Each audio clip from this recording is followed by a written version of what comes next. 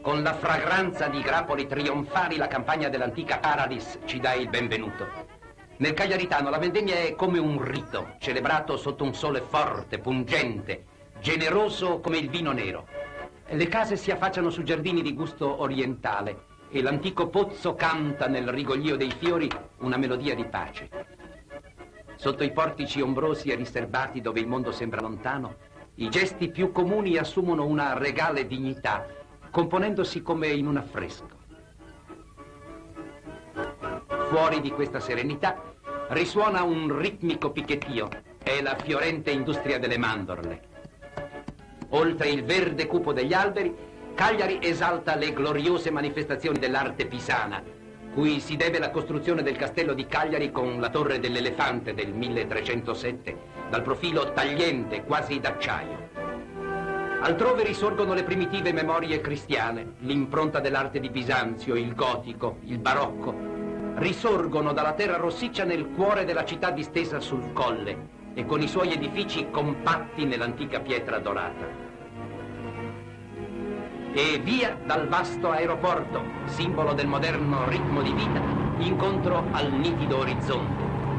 Un veloce balzo verso il nord ci porta ad Alghero, dalle acque pescose e dalla spiaggia coperta di quelle alghe da cui prese il nome. Dall'azzurro profondo delle sue cale e dei suoi angiporti affiorano le aragoste. Forse le aveva assaggiate Carlo V di Spagna quando 4 secoli or sono definì la città bonita y bien assentada. Un altro prezioso tesoro ci parla di inesplorati abissi marini, il corallo.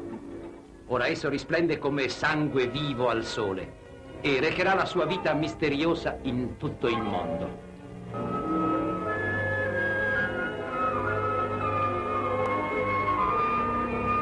Ma non solo verso il mare si appuntano gli sguardi dei cercatori di prede.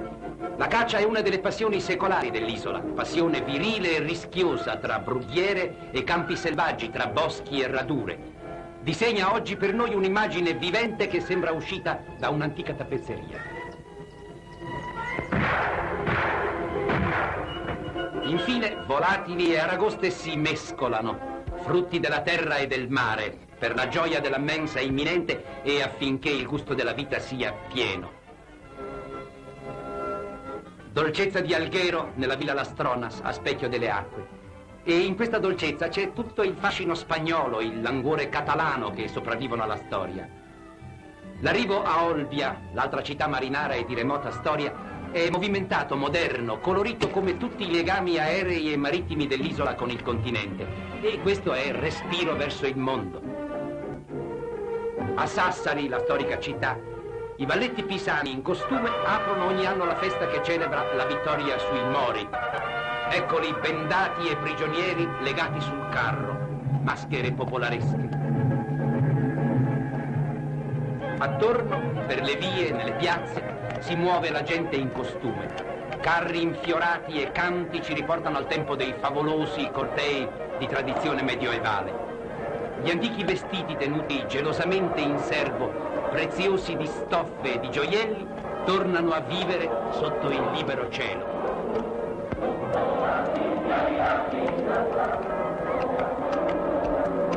Il profumo della carne arrostita all'aperto esalta i giovani, che intrecciano rustiche danze a catena nei gesti che le ceramiche e i ricami hanno fermato nell'arte e che risalgono alle prime civiltà. Si balla e nella danza prorompe tutta la chiusa anima di questo fiero popolo.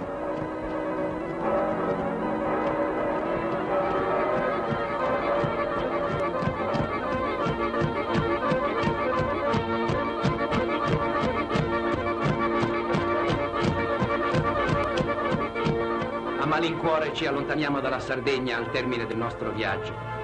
Ci accompagna il purpureo messaggio del suo tramonto.